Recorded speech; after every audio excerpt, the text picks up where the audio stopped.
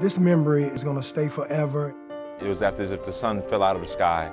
Let's play hard and let's play to win. Win on three. 1, 2, 3, win. There was a prideful group that just wanted to go out and compete. Yeah! I just got goosebumps thinking about it.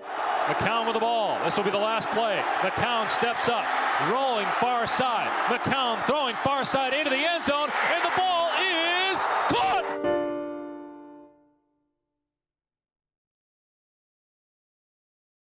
I know that people talk about players tank seasons in order to, get draft picks. It's the last thing on their mind because they're thinking about job security from top down. The Cardinals were in a position, if the Chargers won their game against the Raiders and the Cardinals lost to the Vikings, they would end up with the number 1 overall pick in the draft. And that's interesting because Josh McCown, he's hoping to be the quarterback of the future. Dave McGinnis, people were starting to wonder about whether he was going to still have a job. And then on top of everything else, the Vikings were in a position where they needed to win a game and stay away from being in a position to have the Packers lose so the Vikings could go to the playoffs. So there was a lot that was going into this game.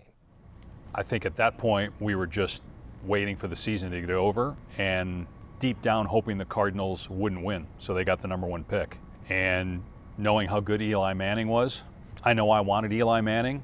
Talk about that name Manning. Archie's influence, I think, is the reason why he stuck around as long as he did at the college level. You grow up fast in this business and you go, wait, they're going to fire these coaches. Wait a minute, they could draft a new quarterback. I was just the quarterback of the future 2 days ago. All these things. The Cardinals have lost 7 straight. All their wins have come at home this year. This is just a bad team. How does this downtrodden team find a way to get a win? I don't think I played on a team here that literally shut it down.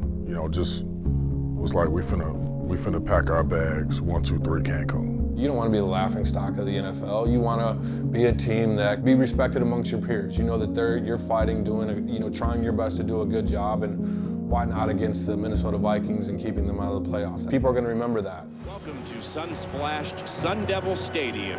For the victory today, the Vikings will be North Division champions for the first time since 2000. It was a very emotional, topsy-turvy season that came right down to a game where you can win and get into the playoffs. The whole 03 season was that of emotion. Coach McGinnis was fantastic in front of the room. He was very captivating, and that was one of the things that he talked about was just the ability to knock those guys off. Looking at that going, yeah, we're going to beat the Minnesota Vikings. Realistically, I don't know if that was an easy sell for Coach, but he did a good job of framing that for us, and I think he was, benefited from a young quarterback who didn't know any better and just was going to go out and play the game. Every year that I was with the Cardinals, the mindset was, you can go at any time. So, my role was, I was backing up every position. I brought my hard head to practice and the games every day. Nate Poole's a good person, so understanding what he went through to just get on that field and be on that field at the end of that year and to make that play, he deserves that. I would look back at that and say that, for a group that had not won very many games, we handled that situation masterfully. There's no way they overlooked it, but it just was such a pressure-filled moment and such a weird, chilly day in Tempe that just a lot of things caught everybody off guard. So the Cardinals are down 17-6. They go on a long drive. They finally get a touchdown pass. They go for 2. It doesn't work. Not only do they got to score again, but they're going to have a touchdown. And then that means an onside kick. We're about 20 yards apart from each other, and we're about to go bang heads. Luckily that day I wasn't demolition, I was recovery. And, Josh Scobie and company went in there, blasting guys, and right place, right time. Everything has to be perfect, and you have to have some luck. Neil hits a perfect ball, and it was just how you drew it up. So yeah, we're all fired up. It was our fullback, Jim Kleinsasser from out North Dakota way. Jim with those big, giant, strong mitts, he had it. And if he grabs it, the game's over. Now all of a sudden, all bets are off. Anything can happen against anybody, anytime. It's like, oh my God, this really happened, and I did my job. I'm keeping this football. Referee, don't even think about it. Equipment guy, here you go. Make sure you put big initials on it. Does this guy know how to take advantage of opportunities? He's done it all year long. And keeping the Cardinals' hopes alive for that 4th win, but they've got to score and get down the field in a hurry. Only one timeout remaining, 1:54 on the clock. maybe that aspect of the Cardinals may have caught the Vikings a little off guard, that a team going nowhere was bringing the punch to you. Minnesota had damn near 9 sacks that game. You know, Josh was getting beat up. He was fighting. The fight was collective, and I think that we knew that, hey, they're quitting. We just need the ball back. We got the ball back, and the rest is history.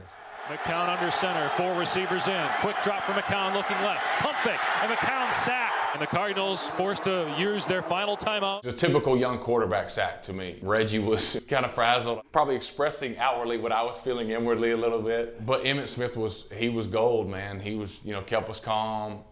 We talked through the next play, then we go out there and same thing. I think Reggie gets beat kind of quick. McCown flushed out, running near side, lost the ball. It's loose, and the Cardinals able to pounce on it at the 28. No one wants to get sacked. Right? No one, wants to miss a block. No one wants to drop a ball. But at that time, in that moment, the clock was the stress factor, right? I'm not big second-guessing guy. I know head coaches don't like taking timeouts on defense. The Vikings should have taken a timeout, okay? Timeout, let's get everybody all squared away. Instead, it became a frenzy. The team knew that if we had a play left, we could score. And that's what it meant. It's going to be one of those where we're going to hold our breath and cross our fingers and not look. You worked it all week. So, I may have to end up on the right side because of what happened, because it's chaos, right? Anquan Bolden have to end up to the left side, which what happened, right? So it just played out like that. But definitely chaos and panic, and then you take your deep breath and the ball got to get snapped. McCown with the ball. This will be the last play. McCown steps up, rolling. Just so happened he got flushed. He got flushed out to the right. And I said, oh, here he come. There's no more throwing it back across the field. Jeff Blake's words to me were 85 and 81 are your playmakers. 85 and 81 are your playmakers. So find those guys and throw those guys the ball. And that's, of course, Freddie Jones and Anquan Bolden. Well, I get outside the pocket. That's in my mind. Like, I find one of those guys, find Anquan. As I come out, though, I kind of see Nate in a one-on-one situation. And he's rolling. He's pointing to the right. I'm inside. I know he's about to throw it over there. And the defender, he had no clue. I mean, it was an unbelievable pass from Josh. It was throwing somebody open, and for Nathan to bring it in with all those fans sprinkled on the sidelines, going nuts and everything, right by the end zone, it was an amazing play. Back then, if you got 1 foot down and an official deemed the defensive back had pushed out the receiver and he would have gotten a 2nd foot down, they could call it a legal catch. I got 1 foot down and I'm coming down with the other, and you see me looking to get it in, and when he shoved me, I'm showing, an official that, hey, force out, and the defender helped me. He was doing this as well. The refs got together and, the stadium and all, 3,200 of us went crazy in that place. I mean, it was incredible. 3,200, half of them were players on the football field. Nobody is leaving. Half this stadium filled with Viking fans. You're begging, like, come on, man, like, just one thing go right for us. During the course of the play, the only reviewable portion of the play is whether the receiver maintained control when he hit the ground. He did, ruling touchdown. It's a touchdown, Cardinals. It was pandemonium for us just to end the season like that. As a player, knowing Nate's journey, it just meant a lot. Here it is. The season's on the line. 2 receivers left and right. McCown takes the snap. He steps up. He's all by himself. Fires into the end zone. Caught! Touchdown! No! The Cardinals have knocked the Vikings out of the playoffs. All of the raw emotion came out. The previous owner of the team, Red McCombs, hated that call.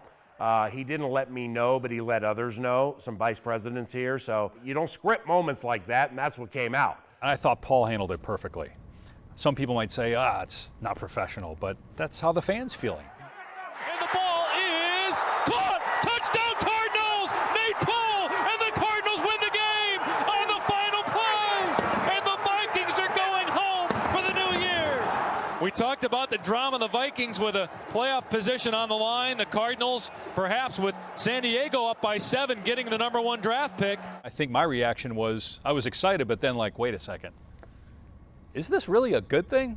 Nobody knew what to say, and Kenny Mixon and Corey Chavis and Brian Russell, they were just downtrodden, and you just don't lose like that. Nobody loses like that, let alone to Nathan Poole. Take y'all ass home. Don't come back here. And next year, y'all getting the same thing. It's almost like you feel bad for the Vikings to root for that to go our way, the way we were in that moment, because they were right there, right there on the cusp, and to lose that way, man, that's bitter. Good for Nathan that he had that moment, but bad for us, man, because, it's, the Minnesota Vikings have been on the wrong side of some immortal-type plays. A shocking jackpot for the folks in Green Bay and a stunning disaster for the folks in Minnesota who are no doubt still feeling numb. The Vikings will miss the playoffs. The Packers will win the NFC North. All of a sudden, there was just a loud roar that just kind of continued. And I guess that was as Arizona had gotten close. And then the roar at the end. It was an unbelievable feeling to see our fans and players and everyone just kind of seize the moment.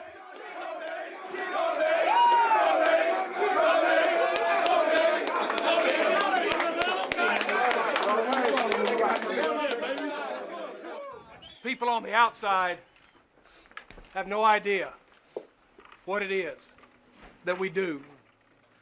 They have no idea what it is that we have.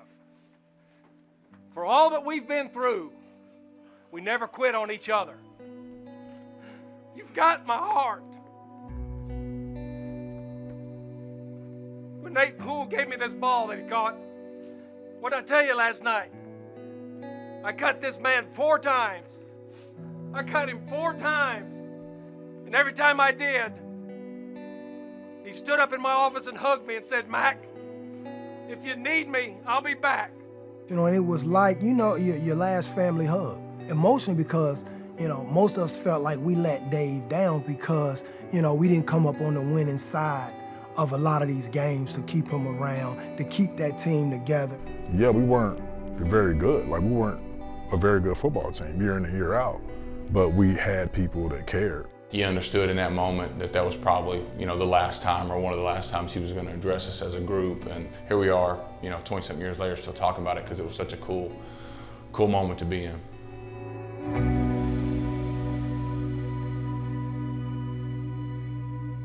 I felt that night that I came up bigger than Randy. We had a reunion, undefeated season at Marshall. 96 season. Randy's up on the 13th floor, 14th, whatever the top floor is, yelling down, don't come up here, don't come up here. The whole time, some other stuff I couldn't, he was, not upset, but not happy, right? So we talked about it, and he, good job, man. He said, man, if anybody gonna make that play, I'm glad it was you. Nathan Poole, of all people, how about that? Nathan Poole may become a household name in Green Bay.